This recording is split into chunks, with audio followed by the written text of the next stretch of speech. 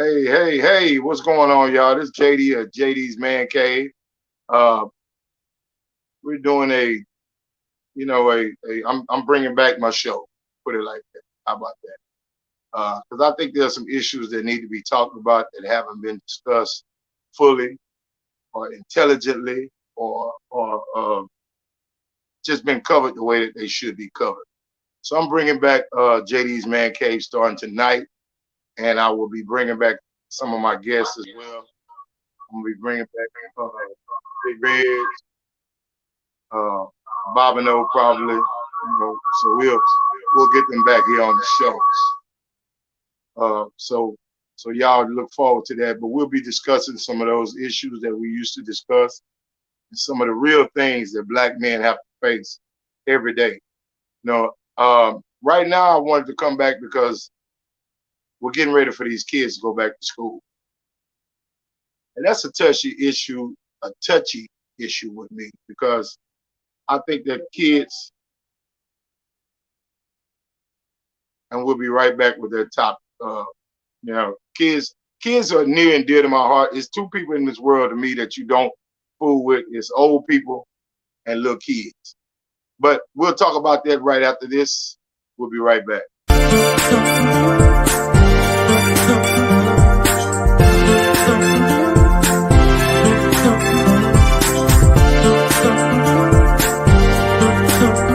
Hey, this is JD of JD's Mancave, coming at you again tonight on a big old Saturday night. We want to thank y'all for tuning in. Sit back, relax, and enjoy the ride.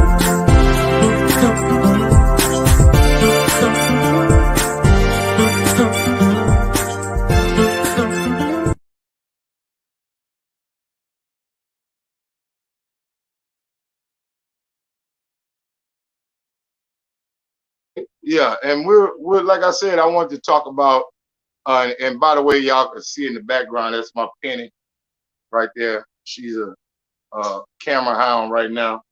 That's my baby. She ain't going nowhere. As long as I'm here, she right up under me. That's just what she do. But anyway, if somebody fed me like I feed her, I'd be right up under them too. But anyway, like I said, I came back because I wanted to talk about this issue with these kids going back. And we have a governor here in the state of Texas who, to me, is a pure, unadulterated idiot. We like to call him Hot Wheels, and that's just what we call him because he always got some kind of flaming, idiotic situation that he tends to stir up in the midst of all the real issues that are going on. He'll find something stupid to say. So, and I can't wait to election. I hope everybody gets out and let's vote this clown. I want to see him as a greeter at Walmart. That's where I want his next job to be. Instead of the governor's mansion, he need to be living over there for Post Oak somewhere, working at that Walmart.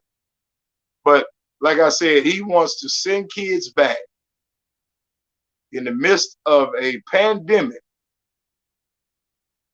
and do not require them to wear masks. Not only does he not want to require them to wear a mask, he also wants to find any school district that makes it a mandate to wear a mask. Are you serious? Man, the CDC has come out and said from beginning of this pandemic that wearing a mask and then added with the vaccination is the best way to deter this pandemic from spreading even more. Now, first of all, we don't have a vaccination for kids under, under 12? I think 12 and under. They don't even have a vaccination that they feel comfortable using. So we're talking about elementary and middle school kids. Now, how disciplined, first of all, are elementary and middle school kids? How much discipline is it going to take to keep them with a mask on? First of all, that's already a big hurdle for teachers. But then for you to come on TV and talk about that they shouldn't have to wear them, And we've actually had and seen town hall meetings from different districts about these kids wearing these, and they giving these kids a say so. I grew up in one of them houses where kids didn't have an opinion. You did what we told you, and that was it. That was the household I grew up in. Now, when I got about 14 and 15, my opinion may have started to matter about that much, but that's not much at all. And for you to tell these kids it's an option, then the option is going to be they're going to pull the mask off. And not only that, the CDC done required from 6 feet to 3 feet for each child, each for distance as far as social distancing. Now, first of all, these classrooms have about 28 kids, 28 to 35 kids. They're already going to be too close. 3 feet is definitely too close, I think.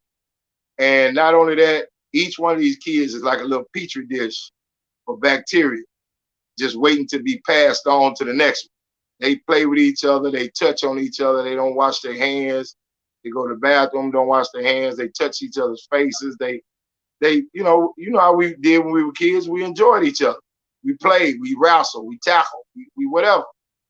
And for you to say, don't worry about wearing a mask, and also for these kids not to be vaccinated, not only are you putting a child in jeopardy, but you're also putting these households that these kids go back into.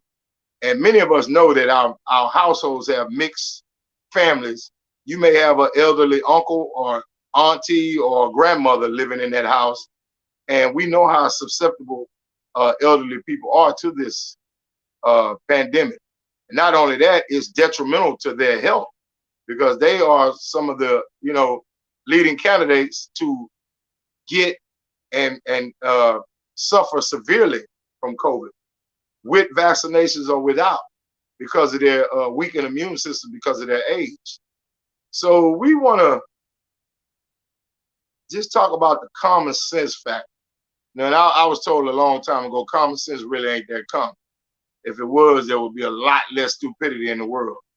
So we have to understand that just through a common sense aspect, parents should be lobbying for their kids to have to wear masks.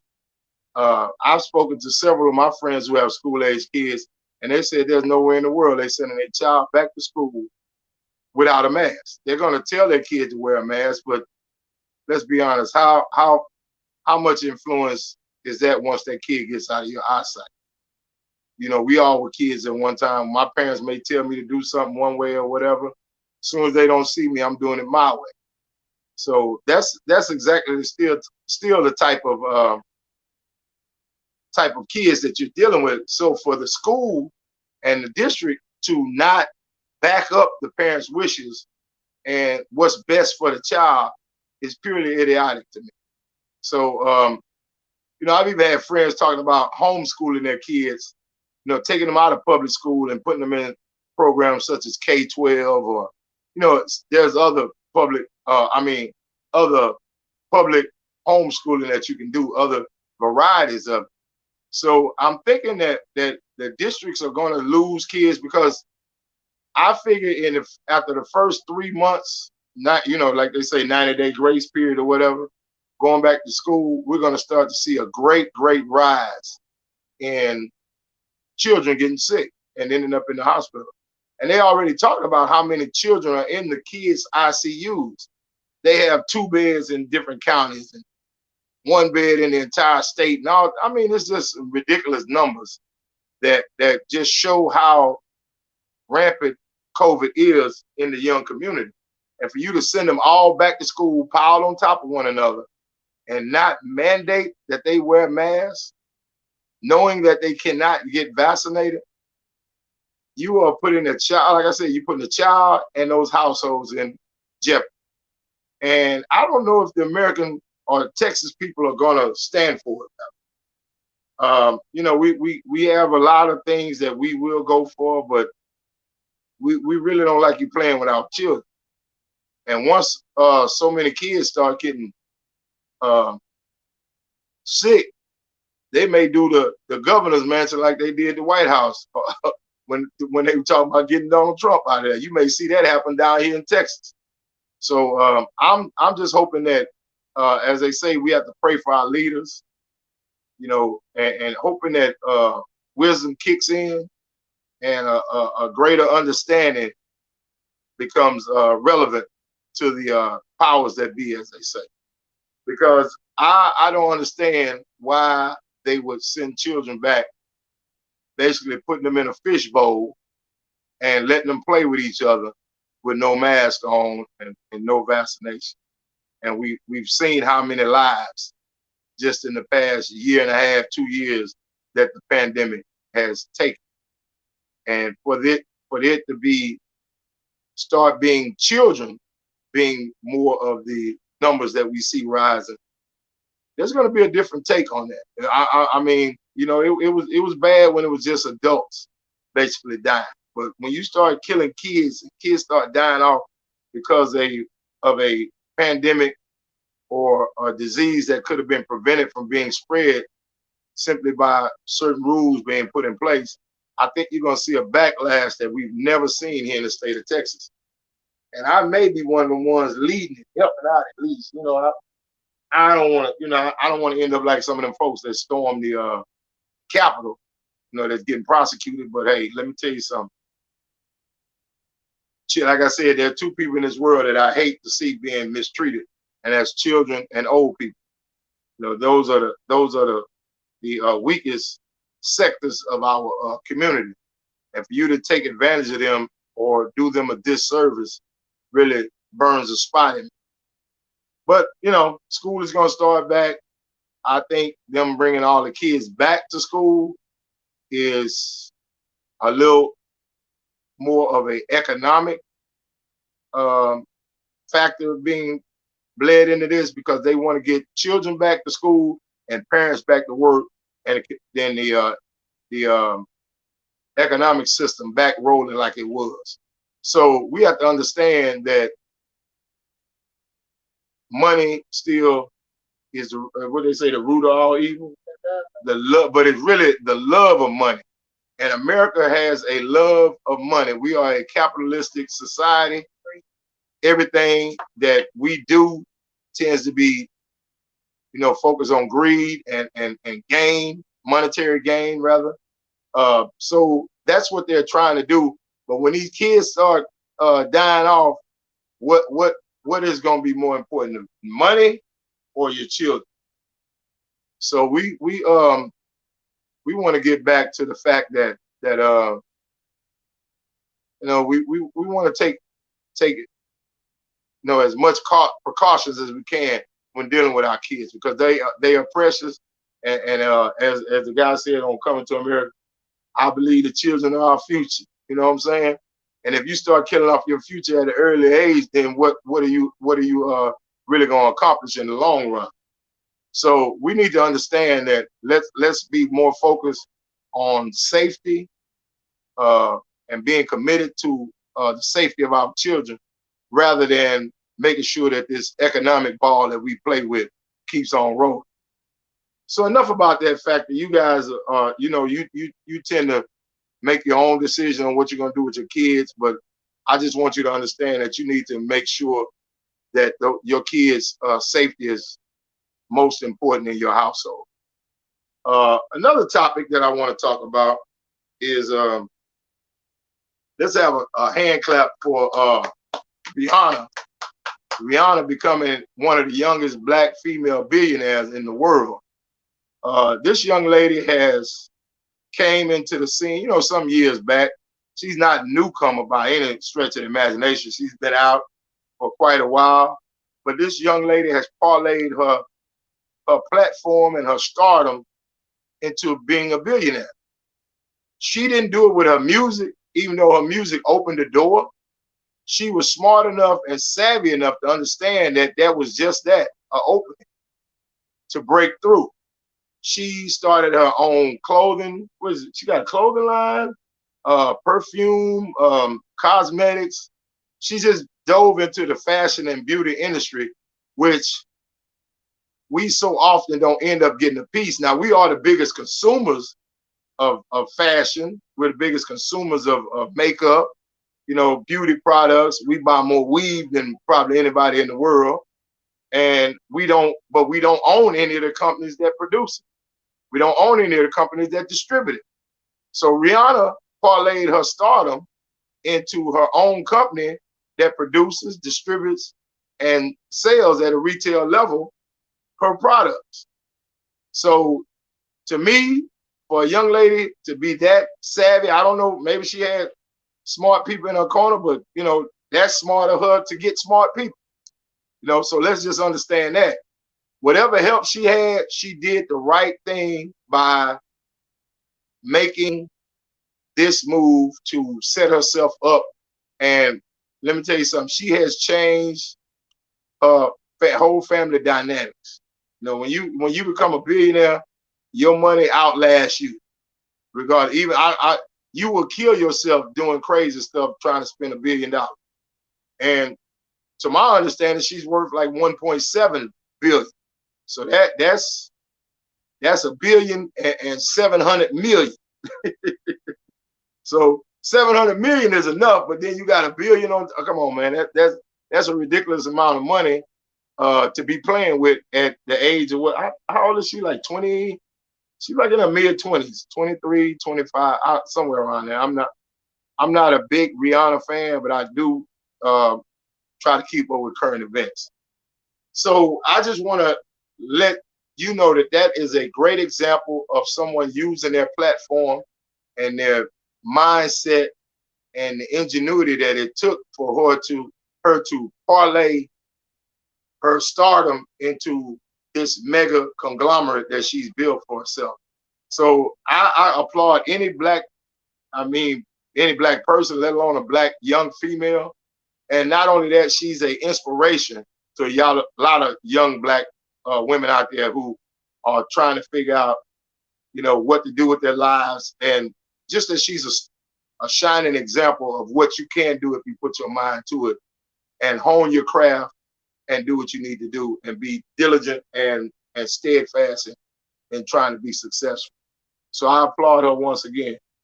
Yes, hold on. My producer is trying to call me. Hold on. What is it? Say something.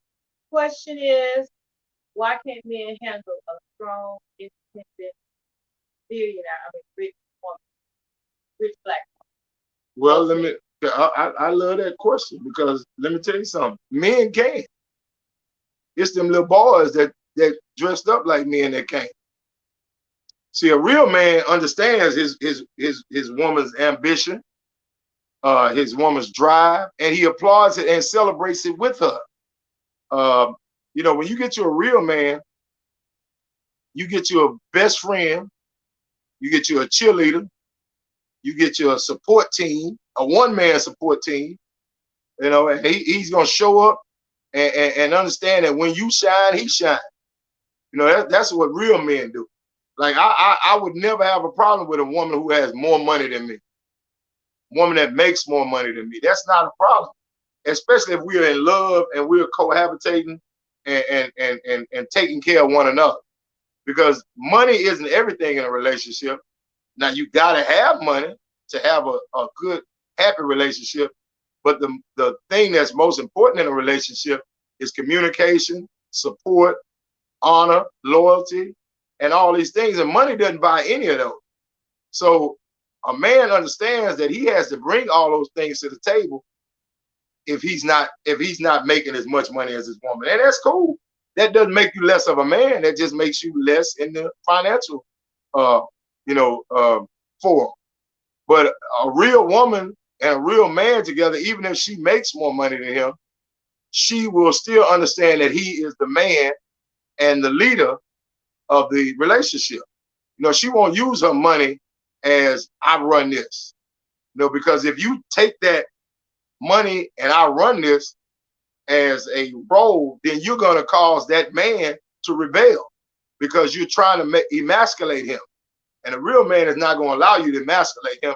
He'll leave the premises before he lets you emasculate him, a real man.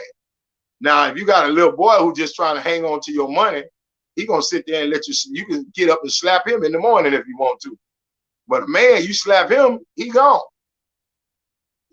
I mean, if he real, if he crazy, he might slap you back. Then you got yourself a whole nother problem with your money and a swole eye. But you know that's just what you asking for. But let me tell you something about real men. You know, so many times women mistake little boys that are grown for grown men. And then you want to get mad because the grown little boy that you got didn't have the attributes of a grown man that you thought you was getting. See, and that comes from you not doing your homework. You saw what you liked. You didn't pay attention to the red flags. You didn't pay attention to the small things that he was not doing. His lack of drive, his lack of accomplishments, his lack of loyalty, his lack of respect, his lack of all these different things. You didn't even take that into sight when you were dating him. You wanted him so bad, you put up with all that. But now that you're in a relationship, you want to think that you can change him. Or if I go ahead and marry him and he see all the money I got and all the things I can buy him, I can change it. Tell you something, you ain't gonna be able to change a man unless he wearing diapers. And if he wearing diapers, he probably too old anyway. So you don't really want him. So get you do your homework when you're dealing with a man. Not only do your homework, put him to the test. Challenge him at certain points in your relationship. See, because let me tell you something about a man. A man doesn't mind a challenge. Now, a little boy, he gonna get mad. He gonna get upset with you. You try to challenge him. A man will communicate through the challenge and let you understand what he's looking for out of the relationship. But a little boy, oh, he gonna explode. He gonna act a fool.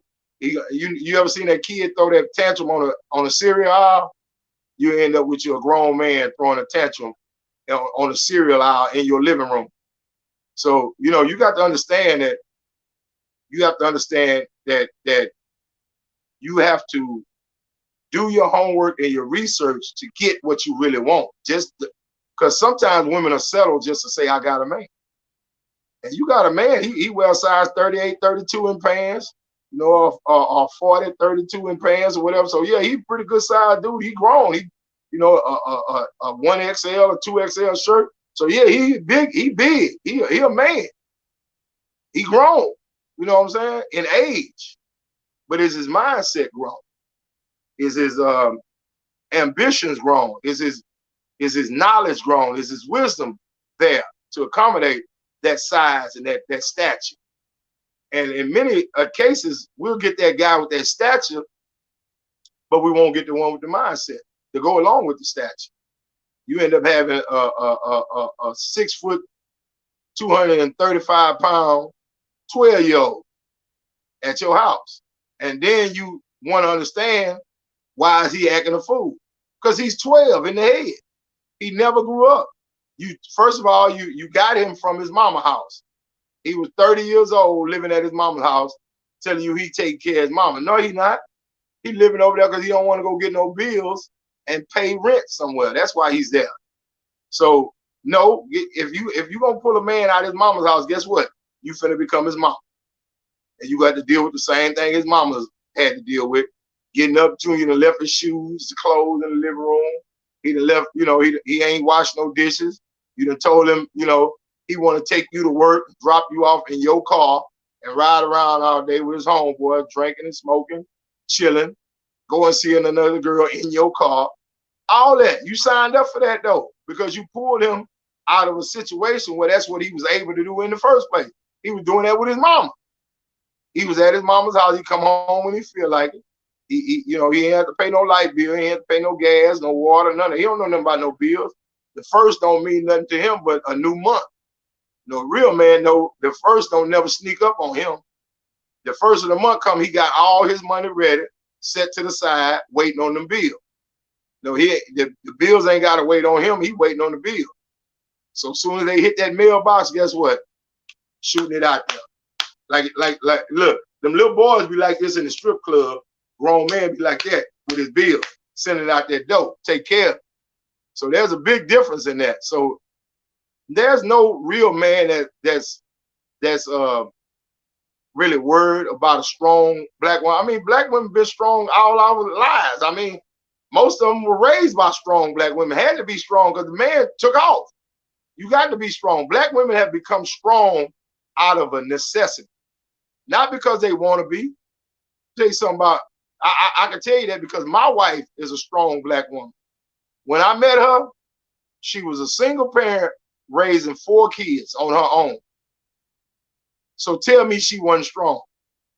And look, now one of her kids was malnutrition. Now one of them looked like they was homeless. They all had clothes. They all had shoes. They all had everything. They was well fed. They weren't no slim kids. They all healthy and good looking kids. So I know that she sacrificed and had to be strong at moments when she wanted to be weak. You see what I'm saying? So I knew that when I stepped into that relationship, I was dealing with a strong black woman.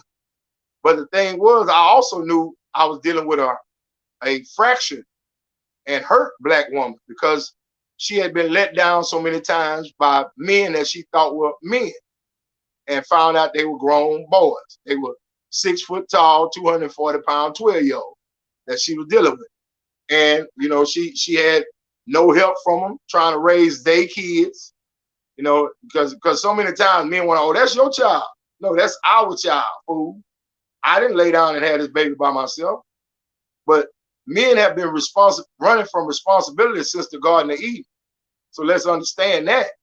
So you have to understand that you got to get a man who is not afraid of responsibility and a man who has integrity. And integrity is one of the most lacking things in a lot of men. Not only men, but a lot of women too. A lot of humans. Let's just say that. Because integrity means you do the right thing even when ain't nobody watching. And you know sometimes how we are. I can cut this corner. I can cut that corner. Ain't nobody gonna care. Anybody gonna see this. Not understanding that that's your integrity level, brother. And if you'll do wrong when ain't nobody watching, you'll do wrong when somebody is watching because you never know who's watching. See, so we have to understand that you look for certain attributes and characteristics if you're looking for a real man. Now, if you're just looking for a man, then that's different. You know, that's different. You're going to get a man. But like I say, don't get mad when you get you a 6 foot tall, 245-pound 12-year-old. Go ahead and try to re-raise him.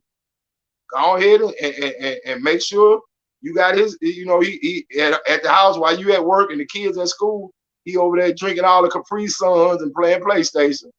You know, because he's 12 in the head. But he looked like a grown man when you put him in some clothes and take him outside, and that's what you wanted. So that's what you got. Amen. So no, to whoever sent that in, we don't have real men don't have problems with strong black women because we were usually raised by a strong black woman. Now, and like I said, so get you a grown man. That's all I can tell you. I mean, I don't know. Do you have any other questions over there, producer? What do you mean by run the house? He is the head of the household. That's what I mean by he run the house. When let me tell you something about a man. And God ordains this in his word. Now he'll listen to his woman, but he in husband, let's understand that the word husband is synonymous with house band. I mean, he's the band around the house that holds it together. So ultimately, the decisions, if he's running the house, the decisions should be mutual conversation, but he has the ultimate decision making is on him.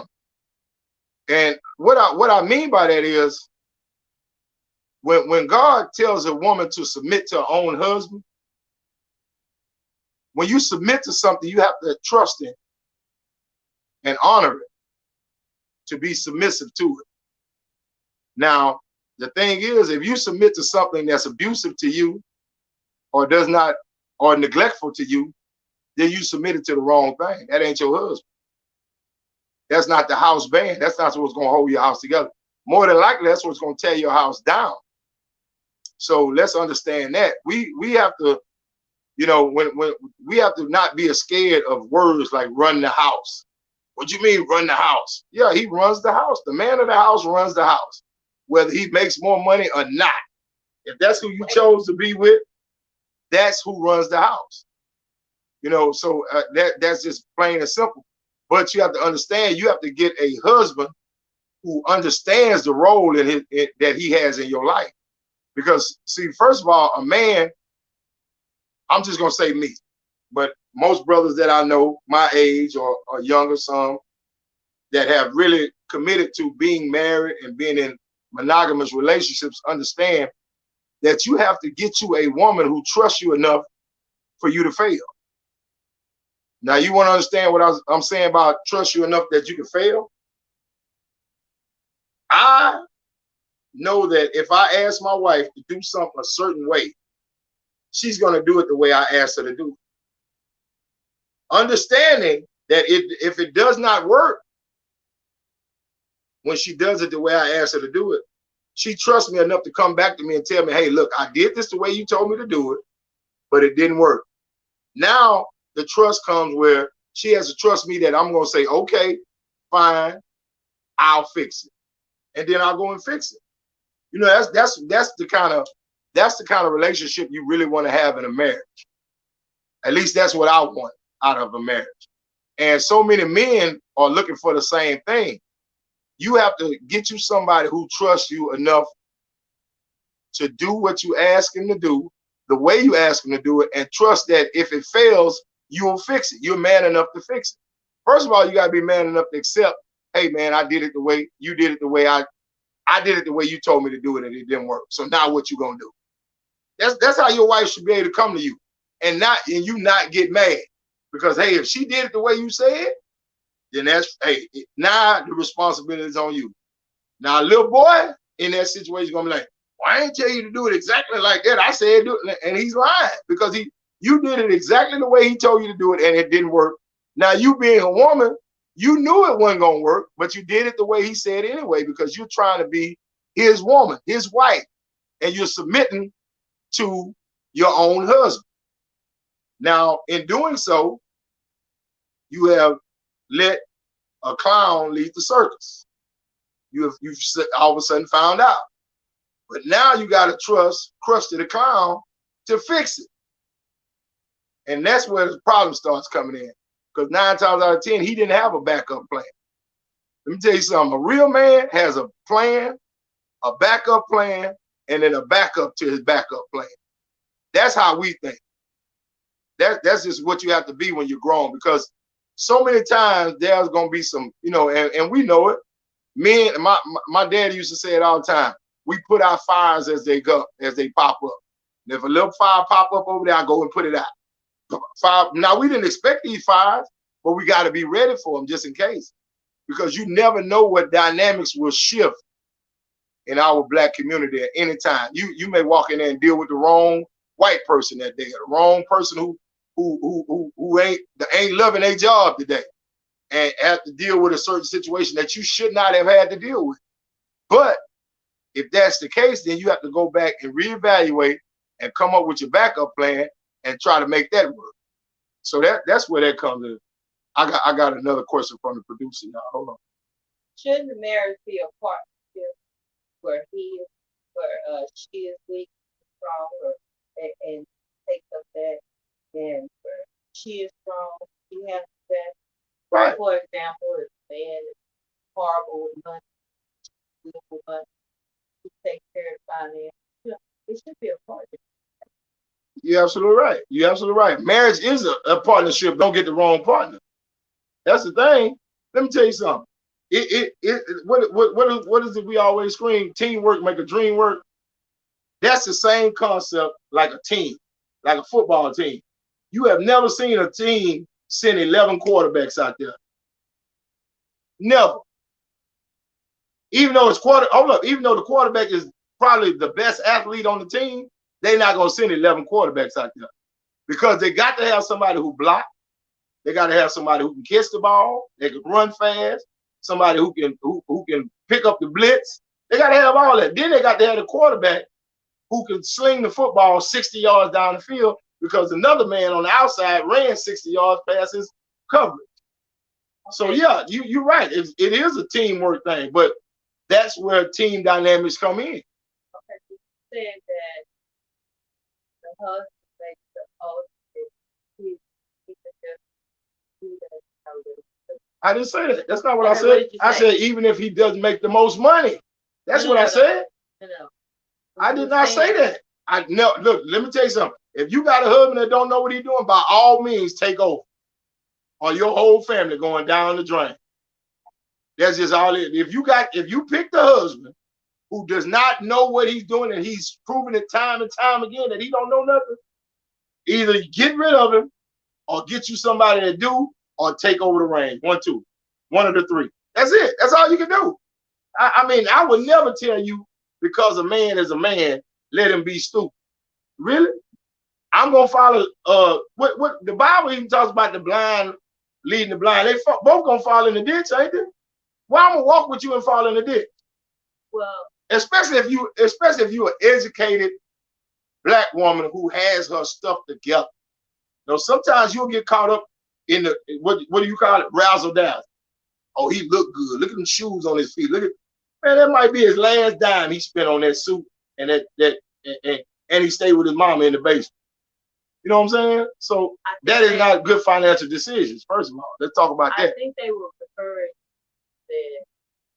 that trust. Okay, he may know the right way to do it. Trust him with what he said. No, she told it ain't gonna work. Go ahead, let him fail.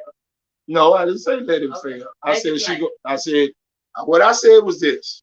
See, people hear what they want to hear. Yeah. And they hear it out of their pain and their situation they're going through. So what I'm telling you is this. A real husband and wife dynamic, right? The husband is the ultimate decision maker in the house, first of all. He may ask the children, he may ask the wife, he gonna ask everybody, he may even ask some outside forces. But when it comes down to it, he should be the ultimate decision maker in the house. Period. That's what a house band holds the house together. Now, if he makes the wrong decision, then that's in detriment to the house, right? That's in detriment to the house. He's not a good leader. You chose the wrong husband. That's just all it is to it. So what I'm saying is this. A wife will follow the instructions of the leader of the house. Yeah. If I tell you, look, we got a gas bill, a light bill, and a water bill due right now. The gas bill was due last 2 weeks ago. The light bill was due a week ago. The water bill just showed up. So if I tell you go pay the gas bill first, then pay the light bill, and we'll wait on the water bill. But while you pay those two, you go and pay those two in that order, and then the water gets shut off. Right? Who you gonna come to? You gonna come to the husband and say, hey, baby, I did what you told me to do with the money we had.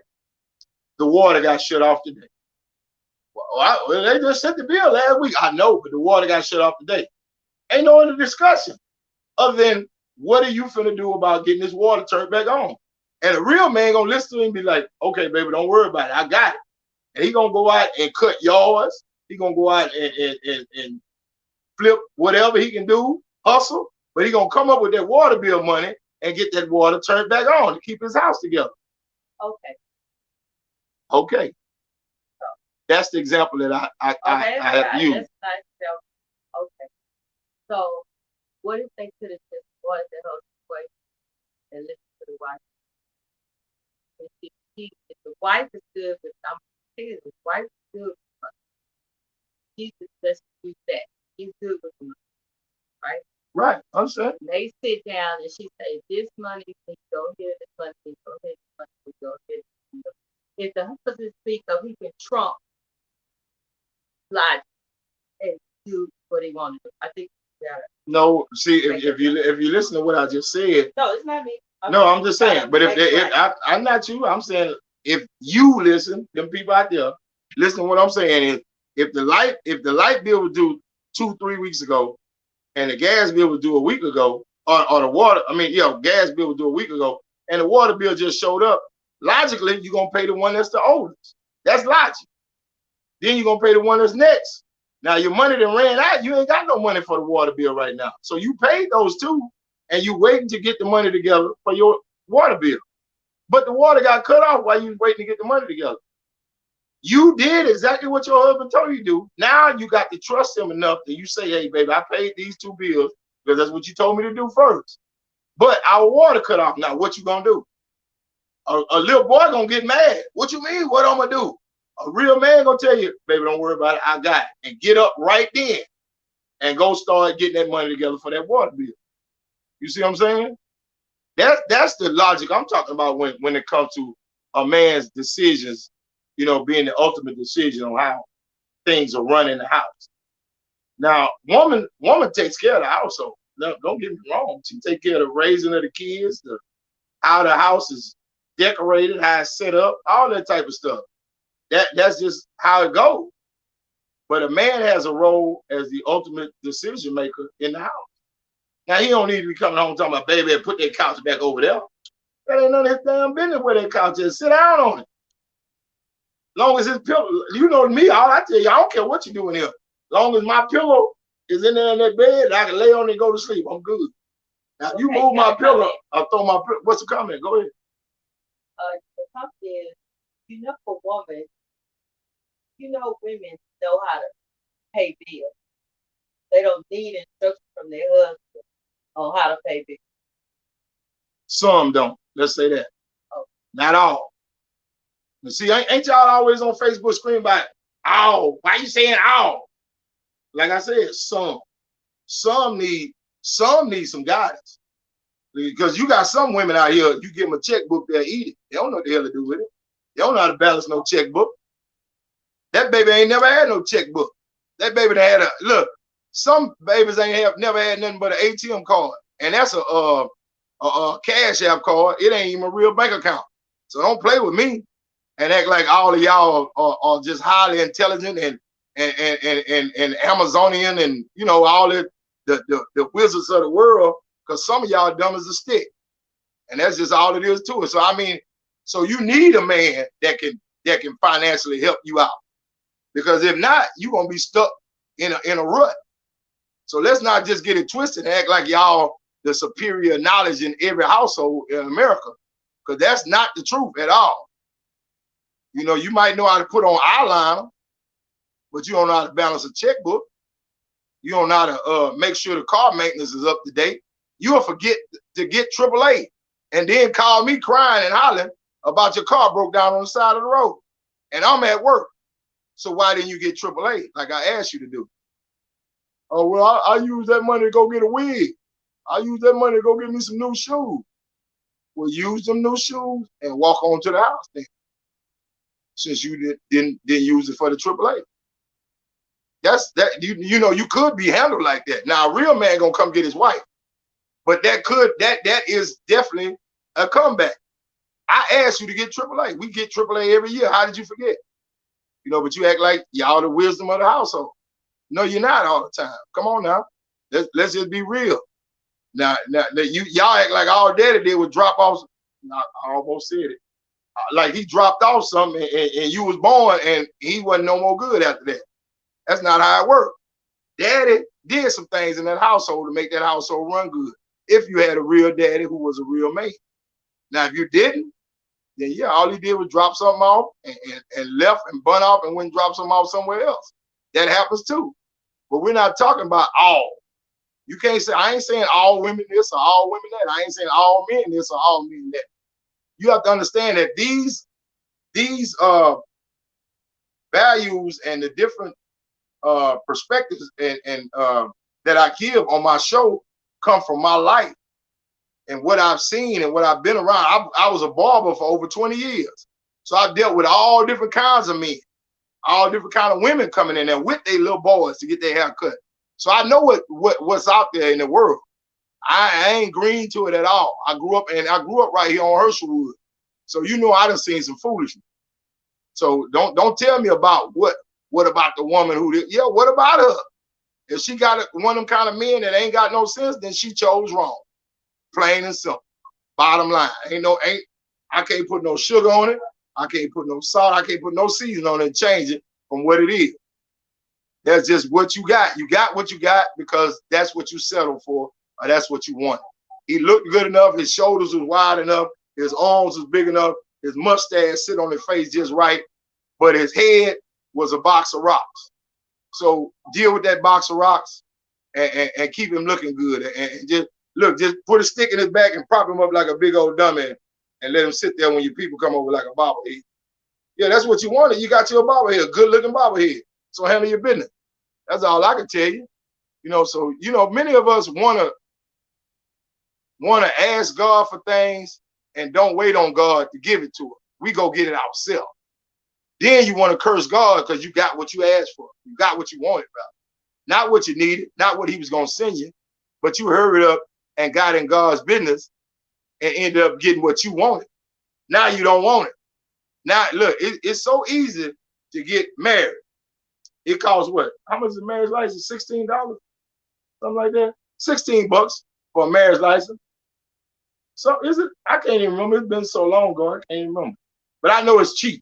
Put it like this, it's under $25. Yeah, compared to trying to go get unhitched from this fool that you can lock yourself into. And he locked up like foes on the dice. You know what I'm saying? He ain't going nowhere. He gonna roll over each time and be 8 every time. 2 foes on the dice. Now you don't want them foes no more. You want to hit a 7 or a 6. You got foes. That's what you got. Because that's what you wanted. You locked in. Now it's gonna cost you $1,200 to get unhooked from a clown that you didn't have to spend that 16 or 18 or whatever the marriage license price is from. You had no business spending that in the first place with.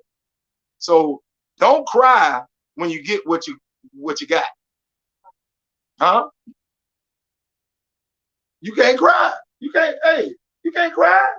You deal with it. You strong black woman. Get your tough behind out there and deal with it. That's what you do. Huh? What you say, producer?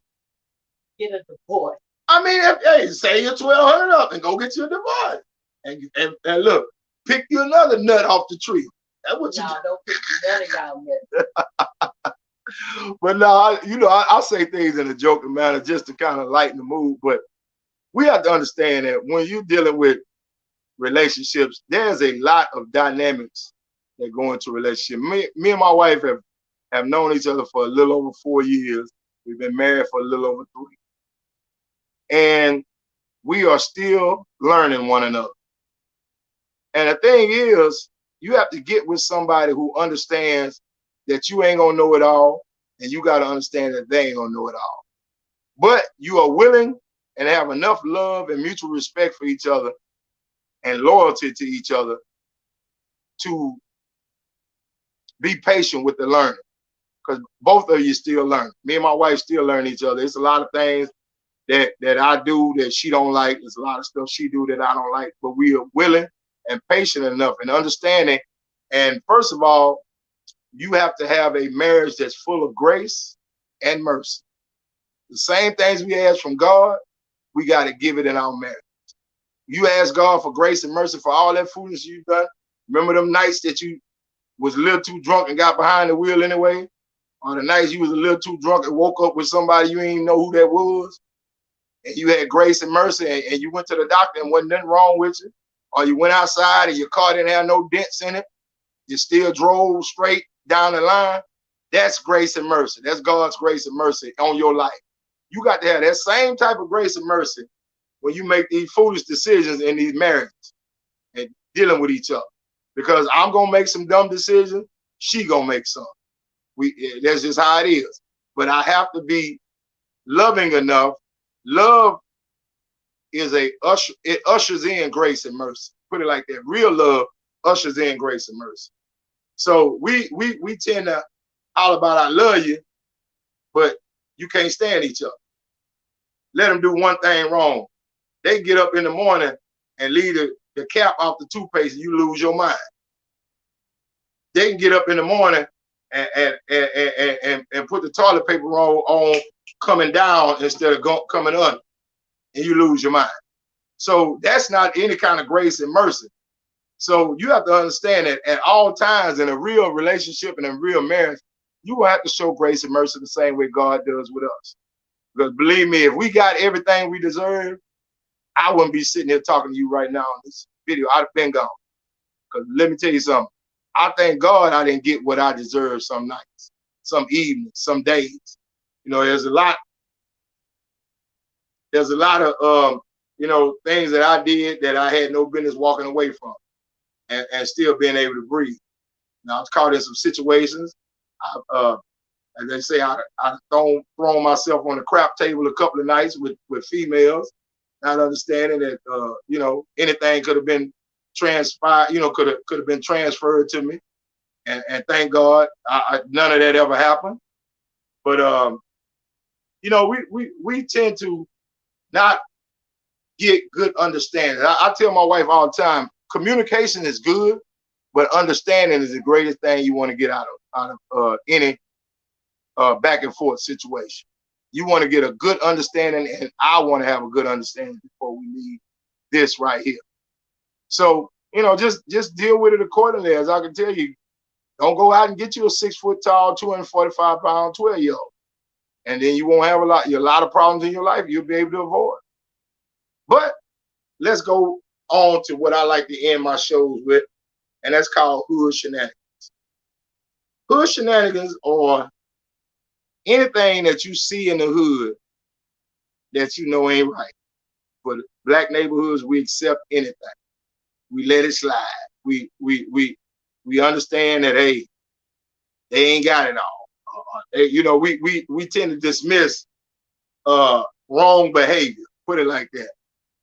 And this week's hood shenanigan for me is, I'm so sick and tired of seeing every bicycle in my neighborhood with a 50-year-old man on the back of it.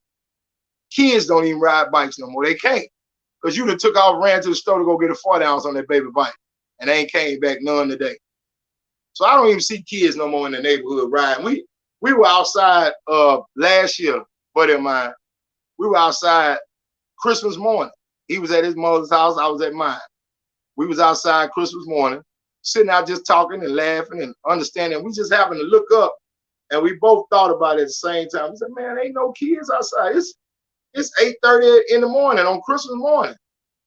Look, when we were kids, we used to be outside at 7 o'clock in the morning. As soon as the daybreak come, we done got up at 6 and unwrapped every present. Is wrapping paper all over the living room or whatever room the tree was in. And we outside with our new ball, our new bike, our new whatever, outside playing like kids supposed to be doing. Nowadays, we looked up, I said, man, ain't no even no kid outside riding a bike right now at 8:30 in the morning. But we have gotten so far away from kids just being kids. See, because when we were growing up, technology has ruined childhood. Because when I was growing up, if you had a friend, you had to go outside and play with them. That was the only way you kept a friend. Y'all actually played with one another. Nowadays, kids are in the house on the PlayStation or the Xbox or whatever, playing the game all day, eating Cheetos and drinking sodas all day. And then you wonder why that baby is 10 years old with high blood pressure or diabetes already at 10. Because he's eating Oreos and drinking Coke all day and eating hot fries and all that other mess, instead of you sending him outside and letting him get some type and some value out of physical activity. And you wondering why Junior, 10 years old, and we're outside 38 in men's pants. Because Junior's fat. Junior's in the kitchen eating all day and playing PlayStation. And he is what's known at 10 years old as a couch potato. When I was 10 years old, I didn't know what a couch potato was. I thought my mom was going to make mashed potatoes out of it or something, probably. That was about it. But you got 10-year-old couch potatoes right now. And we need to get back to some semblance of the good old days, as they say. You know, Donald Trump had a slogan talking about make America great again. Well, what we do is make our households great again, in our black community. But let me tell you something. We try so hard to work and provide and give our kids everything we didn't have. But let's try giving them some of the stuff we did have, such as manners, such as physical activity outside, such as building relationships with friends, you know, face-to-face, one-on-one. You got kids nowadays that go to high school and can't even stand up in front of a class and give a book report that they read, that they read and wrote themselves. They too afraid to stand up and talk to people. You know, so we have to get back to giving them some of the stuff that we got when we kids. Now you trying to give them things that you didn't get, but give them some of the stuff that you did get. And let me tell you another thing. I am a behind whooping survivor. My mama got trophies for whooping my butt. We try to raise our kids by the book, as they say, reading the book. And the only thing my mama used the book for was to hit me upside my head with. That was about it. You might get hit side the head with the book if that's the going by the book on this house and on Herschelwood back in the day. But we want to raise our kids with decorum and the way white folks tell us we supposed to raise our kids. First of all, when the white folks was telling how to raise kids, they wasn't raising black kids. They weren't going through the problems that the ghetto puts in a black child's life. They kids weren't seeing what black children see on a day-to-day. They wasn't seeing that, so they didn't have the anger, the animosity, and all these different other things that black children grow up with. Black kids grow up fast. They got to have discipline. They got to have responsibilities. They got to have so many other aspects in their life that are going to be conducive to them being good adults. But we want to raise our kids like white kids and then wonder why when Junior 30 years old is still staying at home with you. Because you ain't taught Junior how to live on his own. Junior is still once again, Junior is 30 years old, 6 foot tall, 245 pounds, and he's 12 years old in the heat. So guess what? You're going to wait till Junior. If you go by that, he's 30 and he's 12 in the head. Junior going to be 38, 40 years old before you can put him out the house and let him live on his own. Then he's going to struggle because he really had the mindset of an 18-year-old. Yeah. So we have to understand that we got to get back to raising our children and tending to our household. That needs to be our first responsibility as black men. Let's stop dropping babies off and starting over in different households. Yeah, we treat a household like it's like we leave it like we on fire. You drop your baby off, your back catch on fire, you run out the front door and drop and roll and get up and take off on down the street and go somewhere else and start another fire. That's not how we're supposed to be living our lives. If you have started a family with a young lady, be responsible enough to stay there and help her raise that child. Because what's going to happen is, without you being there, that child is never going to develop into what he or she is supposed to. You know, sure, a black woman can raise a child on her own, that's fine. But she can't give that child what a man would have given that child in his life. She's not going to be able to do it. I don't care how strong of a black woman she is. She's still a black woman. She can live 400 pounds. She still ain't no man. She still, never mind, I almost said it. I ain't say it. She still got she still got to put on a bra. So let's just say that, so that we need to understand that a man is necessary. So we will continue this next week, and hopefully I can get a couple of my guests back on the show, and we'll see y'all. And I appreciate y'all for tuning in to JD's Mancave. I hope something was said that will help you further along in your life. Amen. So thank you for tuning in.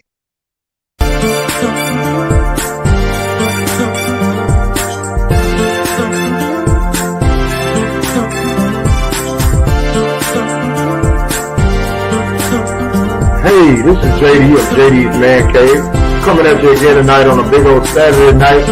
We want to thank y'all for tuning in. Sit back, relax,